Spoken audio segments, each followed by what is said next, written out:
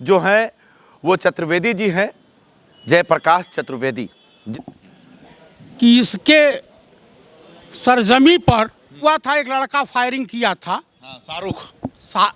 शाहरुख यही पढ़ाया जा रहा है की बातें कर रहा था, आधी आबादी को अपमानित करने का।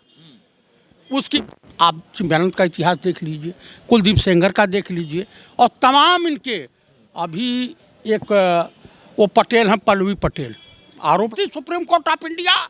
डीवाई चंद्रचूड़ था जो संघी मानसिकता में पुलिस कस्टडी में किसी की हत्या करवा देना, ये गवर्नमेंट की साजिश का हिस्सा है। और इस तरह से देवदूत बताना। तो आप पुलिस को इस तरह कोस रहे हैं। पहले एक बात बताइए, एक की हत्या हो गई लेकिन 3 तो बच गए, वरना पुलिस गोली चलाती तो 4 मारे जाते। वो तीनों के तीनों को तुरंत ही लुढ़का देना चाहिए। आज का जो मुद्दा है वो प्रयागराज से महाकुंभ के पर्व पर वहां पर श्रद्धालुओं का तांता लगा हुआ है, और क्यों ना हो, यह आस्था का विषय है। लेकिन जब आस्था का विषय होता है तो उसमें धर्म और जाति नहीं जोड़ी जाती है। लेकिन इस सरकार में धर्म ना जोड़ी जाए ये हो ही नहीं सकता है। वहां मुसलमान की एंट्री नहीं होगी, दुकान नहीं लगाएंगे, ऐसे लगातार चर्चाएं और सुर्खियां जो है वो बटोरी जा रही हैं। लेकिन सबसे ज़्यादा जो इस ठंड में गर्मी बढ़ा दिया है वो एक पोस्टर ने बढ़ा दिया है। दरअसल प्रयागराज में एक पोस्टर लगा है और उस पोस्टर में लिखा हुआ है, अतीक का आतंक मुक्त प्रथम प्रयागराज महाकुंभ। और जिन लोगों ने अतीक की हत्या की, यानी पूर्व सांसद, पूर्व विधायक और बाहुबली और माफिया कि जिन लोगों ने हत्या किया है, उसे देवदूत बताया जा रहा है, जिसने पूरे सिस्टम को हिलाकर रख दिया। पुलिस कस्टडी में 3 लोग आते हैं, फिल्मी अंदाज में 90 के दशक की तरह ठाह ठाह गोली मारकर हत्या कर देते हैं। इसी पर बात करने के लिए हमारे साथ जो हैं वो चतुर्वेदी जी हैं, जयप्रकाश चतुर्वेदी, जिनसे हम बात करेंगे। चतुर्वेदी जी, आपने देखा होगा प्रयागराज में किस तरीके से फिल्मी स्टाइल में हत्या हुई थी अतीक अहमद की। पूरे सिस्टम को हिला दिया था उस समय कि पुलिस कस्टडी में चारों तरफ से पुलिस मौजूद थी, कई बटालियन मौजूद थी, लेकिन उसके बीच में हत्या कर दी जाती है। उसे चुनौती देने वाले 3 युवक आज महाकुंभ के मौके पर, जहां पर लोग जाते हैं, स्नान करते हैं, उनके पाप धुल जाते हैं, बहुत सी चीज़ें वहां से सुनने को मिलती हैं। अब वहां पर पोस्टर लगा है, उन्हीं लोगों का देवदूत बताया जा रहा है। एक रामचरितमानस में चौपाई है कि महिमा घटी समुद्र की, यानी यूं कहिए कि महिमा हिंदुस्तान की घट गई कि इसके सरजमी पर नफरतबाजों का तांता लग गया। नफरतबाजों की सरकार है।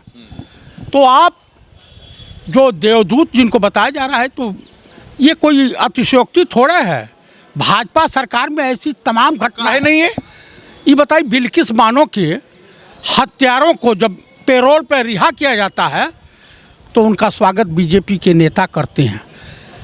जम्मू कश्मीर में बलात्कारियों के पक्ष में बीजेपी के नेता रैलियां निकालते हैं। उसके बाद गोधरा की सच्चाई बताने वाले संजीव भट्ट को जेल भेज दिया जाता है। इंस्पेक्टर सुबोध के हत्यारे को ये लोग स्वागत करते हैं। जो आपका दिल्ली में हुआ था, एक लड़का फायरिंग किया था, शाहरुख नहीं था। वो हिंदू था। जो ये इसका वाला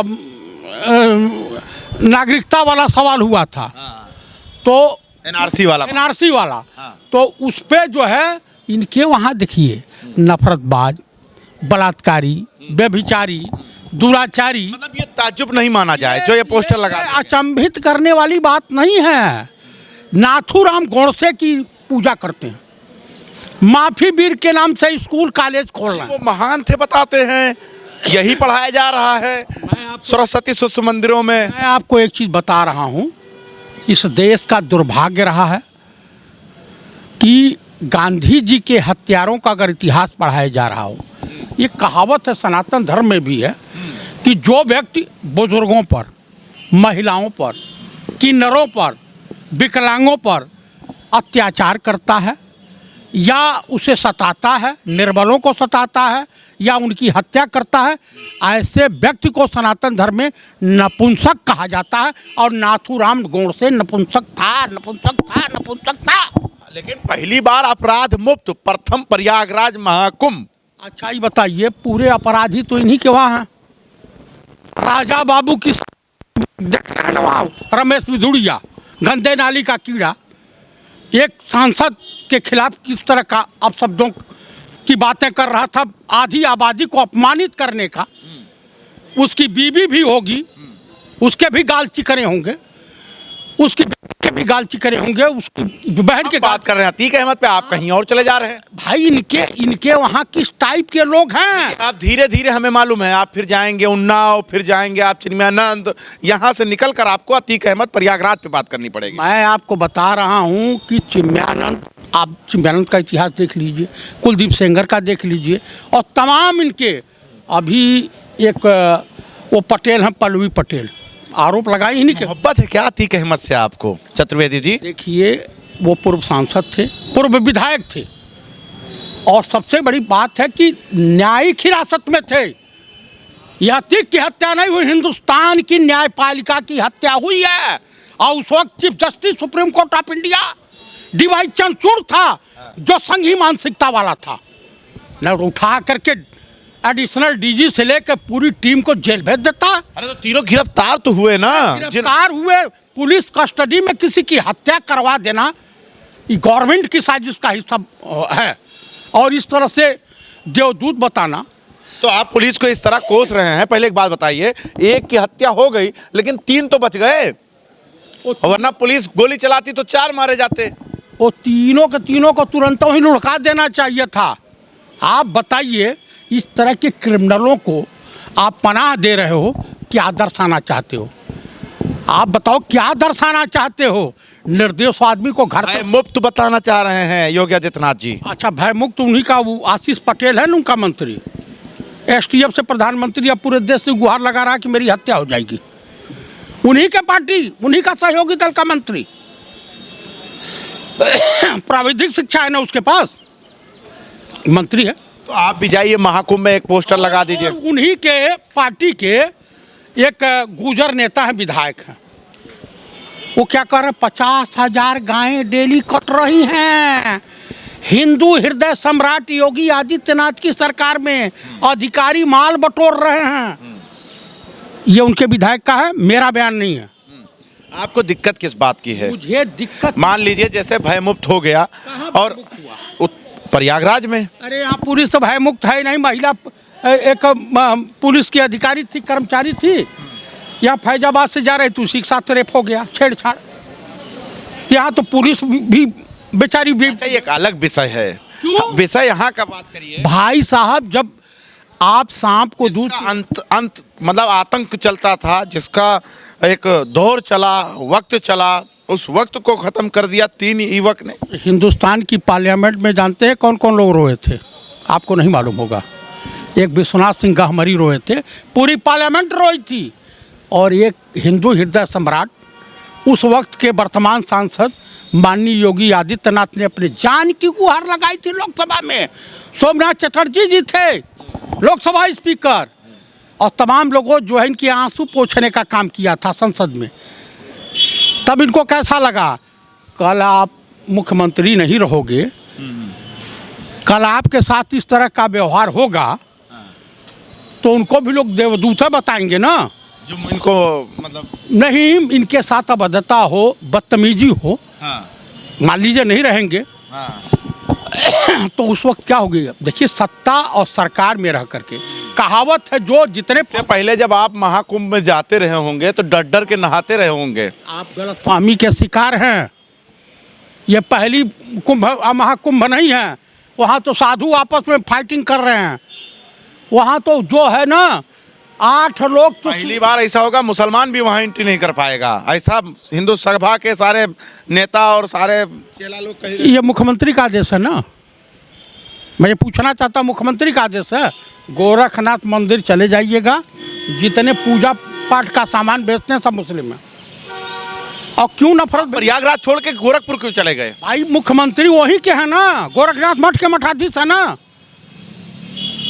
आप मुझे बताइए कि केदारनाथ के मठाधीश हैं या बद्रीनाथ के हैं या त्र्यंबकेश्वर के मठाधीश हैं? जिस प्रदेश का मुख्यमंत्री देवताओं की भी जाति बांटने लगे, इन्होंने कहा छत्तीसगढ़ में कि हनुमान जी आदिवासी थे, वनवासी थे। देखिए, हम मुद्दे से नहीं भटकेंगे, नहीं मुद्दे से नहीं भटकेंगे। आप एक बात बताइए, इससे पहले आप जाते थे प्रयागराज? जाते थे? मैं जाता था। तो डर डर के जाते थे? बिल्कुल नहीं।